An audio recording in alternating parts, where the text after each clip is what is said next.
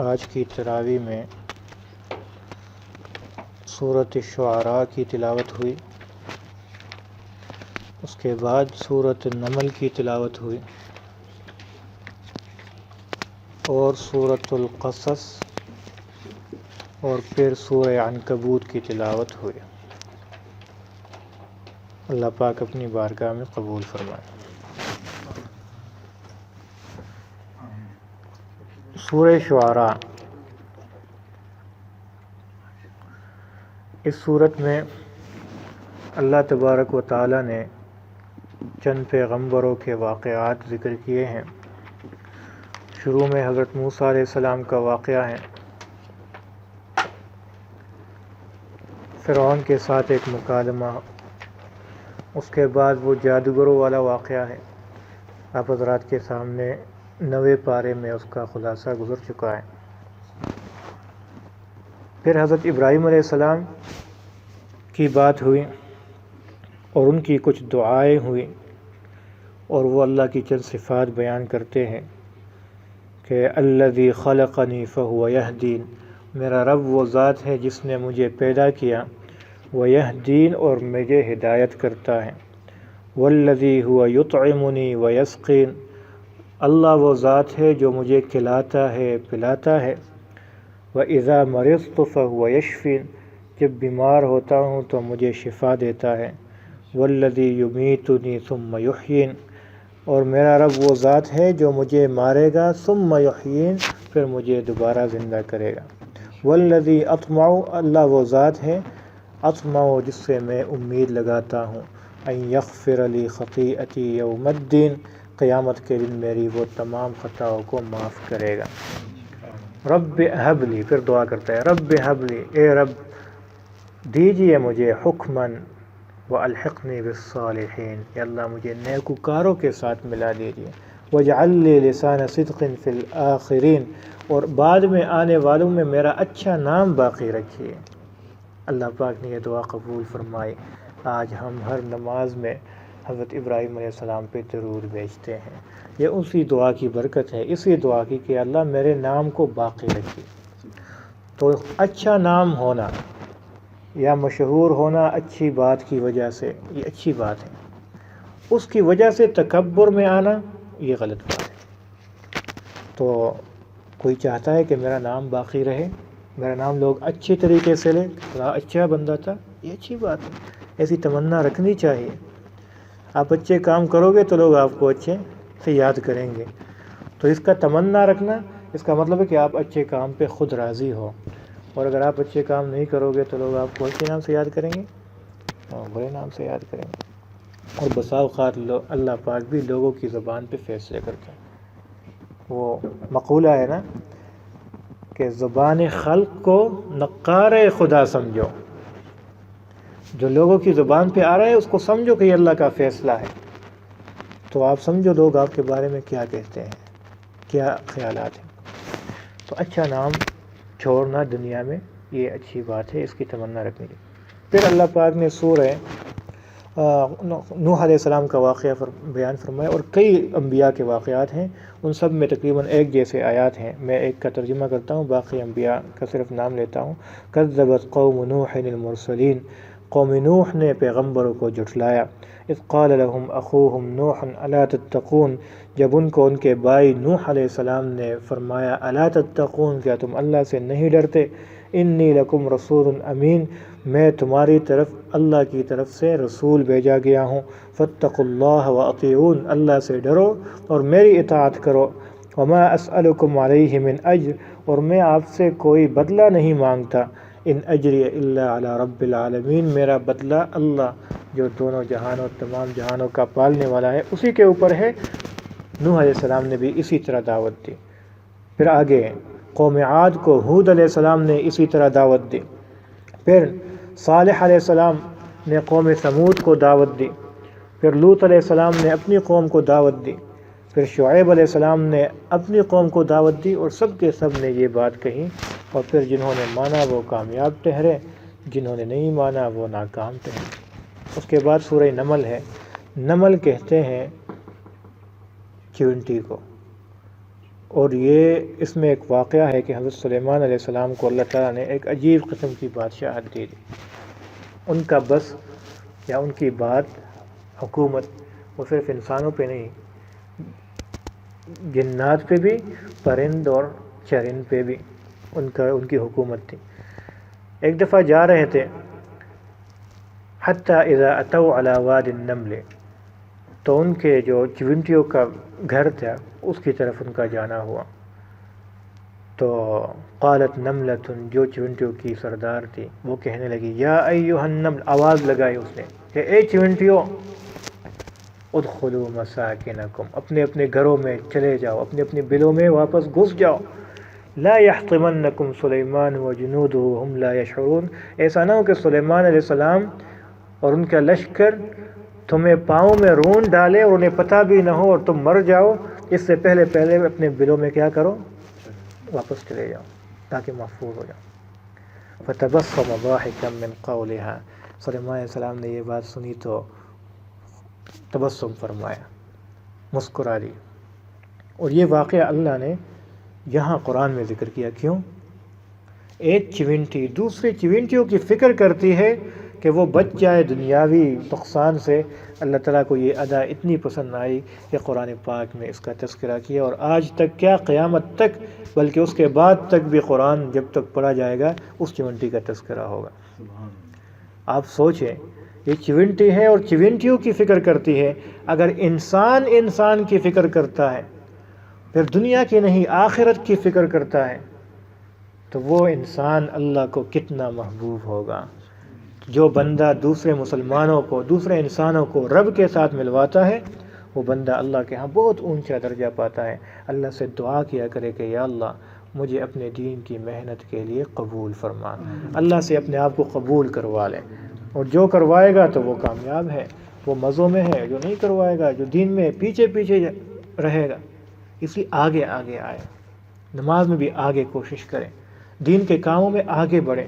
وفی ذلک فلیتنافس المتنافسون، قرآن کی آیت آگے آئے گی انشاءاللہ 30 پارے میں. اللہ تعالیٰ فرماتے ہیں کہ اسی میں چاہیے کہ تم لوگ کیا کرو، ایک دوسرے کے ساتھ حرص کرو، تنافس کرو اور آگے بڑھو.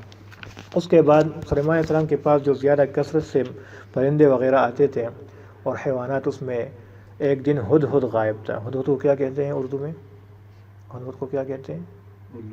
الو نہیں، وہ جو کہتے ہیں نا ترکان ورتے وہی ہدہد ہی کہتے ہیں، پتہ نہیں کیا، نہیں اردو میں پتہ نہیں کیا کہتے ہیں.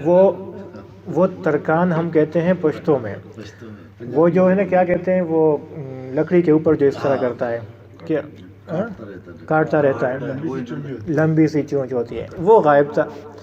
سلیمان علیہ السلام نے پوچھا، نہیں ہے لیکن ہمیں پتہ نہیں ہے. انسان تو علم بہت کم. ترکان کہتے ہیں اس کو. ترکان پنجابی چھ، پشتو پنجابی سیم اچھا. تو ہوا کیا، ادھر متوجہ ہو جائے. ہوا کیا کہ ایک دن وہ غائب تھا. تو سلیمان علیہ السلام نے کہا کہ کہاں ہدہد نہیں ہے، غائب ہے. وہ آ کر یا تو اپنا عذر پیش کرے، نہیں تو میں اسے ذبح کر دوں گا یا اسے سزا دوں گا. ہدہد آتا ہے اور کہتا ہے کہ یا نبی اللہ، میں ایک جگہ گیا، اڑا. تو پرندوں کو تو اللہ پاک نے یہ طاقت دی ہے، وہ تو اڑتے ہیں. گیا دیکھا تو ایک بادشاہ وہ ملکہ ہے قوم سبا میں، ملکہ بلقیس اس کا نام ہے.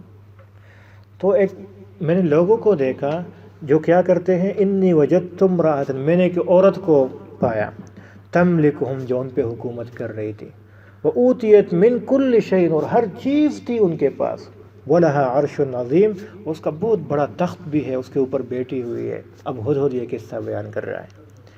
وجدتها وقومها، میں نے اس کو اور اس کی قوم کو پایا، یسجدون للشمس من دون اللہ، وہ اللہ کے علاوہ سورج کو عبادت کرتے تھے، سورج کو سجدہ کرتے ہیں.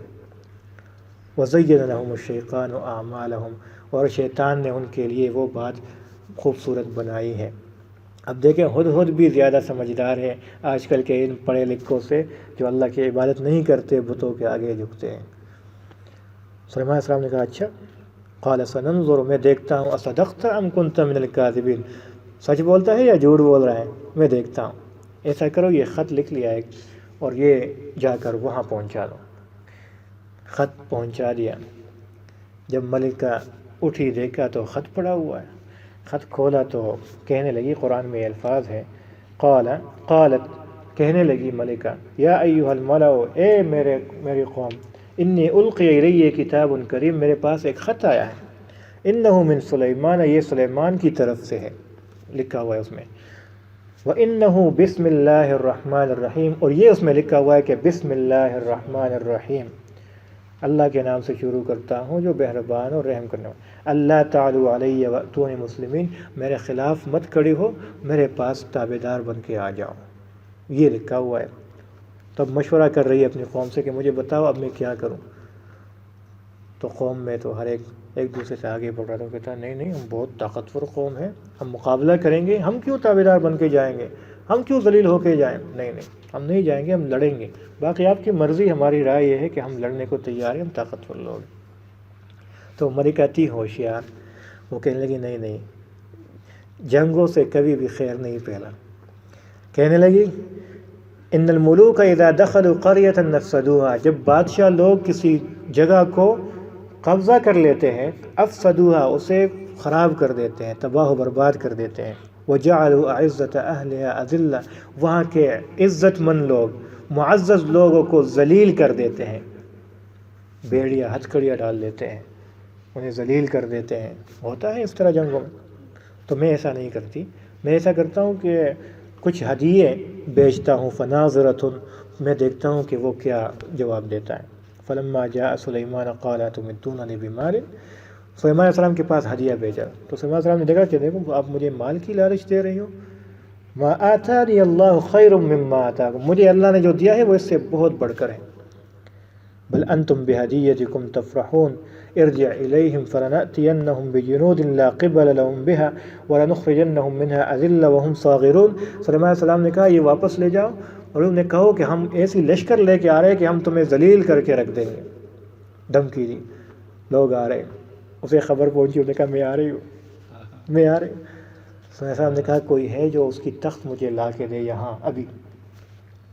تو عفریت من الجن، جنات میں سے ایک جن تھا جس کا نام تھا عفریت، کہنے لگا میں اتنی جلدی اسے لے کے آ سکتا ہوں، قبل ان تقوم من مقامک، آپ اس جگہ سے اٹھے نہیں ہوں گے، اس کا تخت یہاں پر حاضر ہوگا۔ تو قال الذی عنده علم من الکتاب، سلیمان علیہ السلام کے ایک وزیر تھے جس کے پاس کتاب کا علم تھا، تو وہ اس کا نام تھا آصف، وہ کہنے لگا انا آتیک بہ قبل ان یرتد الیک طرفک، میں آپ کی آنکھ پلک جھپکنے سے بھی پہلے اس کو حاضر کر سکتا ہوں، اتنی جلدی۔ تو صاحب نے کہا کہ نہیں جن تم چھوڑو، آپ لے آؤ تخت، ایک پلک جھپکنے میں وہ تخت حاضر ہوا۔ سلیمان علیہ السلام نے نکروا لها عرشها، اس میں تھوڑی سی تبدیلی کی، اور جب بلقیس آئی تو کہنے لگا اہکذا عرشک، کیا یہ آپ کا وہ تخت ہے؟ تو قالت کأنہ، یہ تو بالکل اس جیسا ہی ہے، یہ نہیں کہا کہ وہی ہے کیونکہ اس میں تھوڑی سی تبدیلی کی، یہ جیسے اس جیسی ہے۔ سلیمان علیہ السلام نے ان کے استقبال کے لیے، مطلب ظاہر بادشاہ جب آتا ہے یا ملکہ آتی ہے تو وہاں پر ان کو صرف اس لیے تاکہ ان کو ان مال کی وجہ سے اللہ کی وہ شیطان کی عبادت چھوڑ دیں۔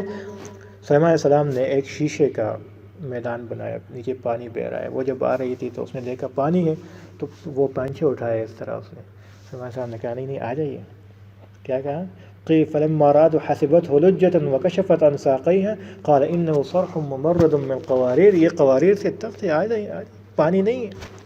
اس نے دیکھا کہ ہاں میں کہاں تھی، میں تو سمجھ رہی تھی میرے پاس ہے سب کچھ تو ادھر ہے۔ تو قالت، کہنے لگی رب، اے میرے رب، انی ظلمت نفسی، میں نے اپنے اوپر ظلم کیا، واسلمت مع سلیمان اللہ رب العالمین، میں بھی سلیمان علیہ السلام کے ساتھ رب العالمین پہ ایمان لاتی ہوں، تو مسلمان ہوئے۔ یہ بلقیس اور ملکہ بلقیس کا واقعہ آج گزر گیا۔ پھر اللہ تعالیٰ 20 پارے کے شروع میں اپنی الہیت کا جلوہ دکھاتا ہے، دلائل دیتا ہے، وہ صرف ترجمہ دیکھیے بہت خوبصورت ہے۔ امن خلق السماوات والارض، مجھے بتاؤ کس نے پیدا کیے ہیں زمین اور آسمان، وَأَنزَلَ لَكُم مِّنَ السَّمَاءِ مَاءً، اور آسمان سے پانی کون برساتا ہے، فَأَنبَتْنَا بِهِ حَدَائِقَ ذَاتَ بَهْجَةٍ، پھر اس کے ذریعے سے گھنے باغات کون اگاتا ہے، مَا كَانَ لَكُمْ أَن تُنبِتُوا شَجَرَهَا، تم تو ایک درخت نہیں پیدا کر سکتے، أَإِلَٰهٌ مَّعَ اللَّهِ، مجھے بتاؤ اللہ کے سوا کوئی، اللہ کے ساتھ کوئی اور معبود ہے؟ لا یا رب، بل ہم قوم یعدلون، اللہ تعالیٰ فرماتے ہیں یہ قوم اللہ کے ساتھ شریک کرتے ہیں۔ پھر دوسری مرتبہ فرماتے ہیں امن جعل الارض قرارا، مجھے بتاؤ کس نے زمین کو قرار کی جگہ بنایا، وجعل خلالها انہارا، کس نے اس میں نہریں چلائے، وجعل لها رواسیا، پہاڑ کس نے اس میں گاڑ دیے، وجعل بین البحرین حاجزا، دو سمندروں کے درمیان پردہ کس نے ڈالا، ایک طرف دیکھو تو سفید پانی ہے، دوسری طرف دیکھو تو گرین پانی ہے، دیکھا ہوگا آپ نے اٹک کے پل پہ کبھی گزرے ہو، نیچے دیکھا ہو ایک طرف کیا ہے، وہ گندلا پانی، کیا کہتے ہیں اسے، ایک طرف، اور دوسری طرف صاف پانی ہے، درمیان میں باقاعدہ آپ کو نظر آئے گا کہ ایک ساتھ نہیں مل رہے، الگ الگ جا رہے ہیں، ایک دریائے کابل آتا ہے، وہاں سے دریائے سندھ آتا ہے، بالکل ہمارے پاس ہیں، وہی کے ہیں، تو یہاں سے جو دریا جاتا ہے دریائے کابل کا پانی گندا ہے، دریائے سندھ کا پانی صاف ہے، اور دونوں الگ الگ جاتے ہیں، باقی آپ کو وہ نشان نظر آئے گا۔ اللہ تعالیٰ فرماتے ہیں دو دریا کے درمیان یہ پردہ کس نے ڈالا، اِلٰہٌ مع اللہ، کہ اللہ کے ساتھ کوئی اور بھی معبود ہے، بل اکثرهم لا یعلمون، تم سمجھتے نہیں۔ پھر آگے فرماتے ہیں امن یجیب المضطر اذا دعا، پریشان حال جب اللہ کو بلاتا ہے تو کون اس کو جواب دیتا ہے، کون اس کی پریشانی دور کرتا ہے، ویکشف السوء، اِلٰہٌ مع اللہ، کہ اللہ کے سوا کوئی اور ہے، قلیلا ما تذکرون، تم نصیحت بہت کم لیتے ہو، کم پکڑتے ہو۔ امن یہدیکم فی ظلمات البر والبحر، بر اور خشکی اور تری میں آپ کو رستے کون دکھاتا ہے، ومن یرسل الرِّیاحَ بُشْرًا بین یدی رحمتہ، یہ خوشخبری دینے والی ہوائیں کون چلاتا ہے، اِلٰہٌ مع اللہ، کہ اللہ کے ساتھ کوئی اور معبود ہے نہیں، یا اللہ کوئی بھی نہیں ہے۔ تعالی اللہ عما یشرکون، اللہ بہت بلند ہے اس سے جو یہ چیز لوگ شریک بناتے ہیں۔ آگے اللہ تعالیٰ فرماتے ہیں امن یبدأ الخلق، کون ہے جو پیدا کرتا ہے، ثم پہلی مرتبہ، ثم یعیدہ، پھر دوبارہ بھی پیدا کرے گا، آپ کو اٹھائے گا، ومن یرزقکم من السماء والارض، کون تمہیں زمین اور آسمان سے رزق دیتا ہے، اِلٰہٌ مع اللہ، کہ اللہ کے ساتھ کوئی اور بھی معبود ہے، قل ہاتوا برہانکم، اگر ہے تو لے آؤ، ان کنتم صادقین، تو اللہ کے سوا کوئی بھی معبود نہیں ہے۔ پھر آگے سورۃ القصص میں، اچھا بہت موسیٰ علیہ السلام تنگ تو نہیں ہوئے، چند دن رہ گئے تو چھٹی ہے نا، اچھا سنیں سورۃ القصص میں اللہ پاک موسیٰ علیہ السلام کا واقعہ بیان کرتے ہیں، پیدائش کا، موسیٰ علیہ السلام پیدا ہوئے، وَأَوْحَيْنَا إِلَىٰ أُمِّ مُوسَىٰ أَنْ أَرْضِعِيهِ، ہم نے، اللہ تعالیٰ فرماتے ہیں موسیٰ علیہ السلام کی والدہ کو وحی کی، اس کے دل میں یہ بات ڈال دی کہ اسے دودھ پلا دیجیے، فَإِذَا خِفْتِ عَلَيْهِ، جب آپ کو ڈر ہو، فَأَلْقِيهِ فِي الْيَمِّ، اسے سمندر میں ڈال دیجیے۔ اب دیکھیں اللہ کی شان، اللہ کی قدرت، وَلَا تَخَافِي وَلَا تَحْزَنِي، اور نہ ڈریں اور نہ خوف کھائیں، اِنَّا رَادُّوهُ إِلَيْكِ، جب آپ نے سمندر میں ڈال دیا، دریا میں ڈال دیا، میں آپ کو وہ واپس بھی کروں گا، وَجَاعِلُوهُ مِنَ الْمُرْسَلِينَ، اور اسے میں نبی بھی بناؤں گا۔ یہ موسیٰ علیہ السلام کی والدہ کے دل میں اللہ نے بات ڈال، فَالْتَقَطَهُ آلُ فِرْعَوْنَ، انہوں نے ایسا ہی کیا، ایک ڈبے میں بند کر کے دریا میں ڈال دیا، وہ دریا اللہ کی شان فرعون کے گھر سے ہی گزر رہا تھا، وہاں جا کے دیکھا تو فرعون کے لوگوں نے اسے اٹھایا، تو قالت امرأۃ فرعون قرۃ عین لی ولد، فرعون کی بیوی نے کہا کہ یہ ہماری آنکھوں کی ٹھنڈک ہے، اسے مت قتل کیجیے، کیونکہ وہ بچوں کو قتل کر رہا تھا، جادوگروں نے پہلے سے بتایا تھا، تو عسیٰ ان ینفعنا، یہ ہمیں نفع دے گا کہ شاید، او نتخذہ ولدا، نہیں تو ہم بیٹا رکھ لیں گے اسے۔ اللہ تعالیٰ فرماتے وہم لا یشعرون، انہیں پتہ بھی نہیں تھا کہ کیا ہو رہا ہے، کس کو لے رہے ہیں۔ وہ فرعون کی بیوی، ان کا نام تھا آسیہ، مسلمان تھی۔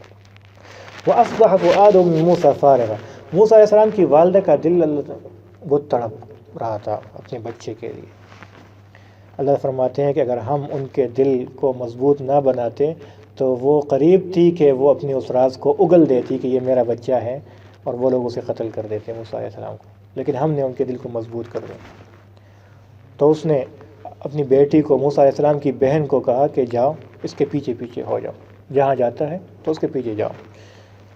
وہ گئی، دیکھا تو فرعون کے محل میں گیا، تو وہ کہ جب انہوں نے اٹھایا، وہ ڈھونڈ رہی تھی کہ کوئی ملے ہمیں کہ ہم دودھ پلائے انہیں، تو موسیٰ علیہ السلام نے سب ساتھیوں سے دودھ پینے سے انکار کر دیا، تمام عورتوں سے۔ تو یہ کہنے لگی کہ میں ایک عورت کو جانتی ہوں جس کا دودھ بہت میٹھا ہے اور ہر بچہ وہ پیتا ہے، مطلب کوئی انکار نہیں کرے گا، تو اگر آپ چاہو تو میں اسے خبر دوں۔ انہوں نے کہا ٹھیک ہے، لے آئے، ہمیں تو ضرورت ہے۔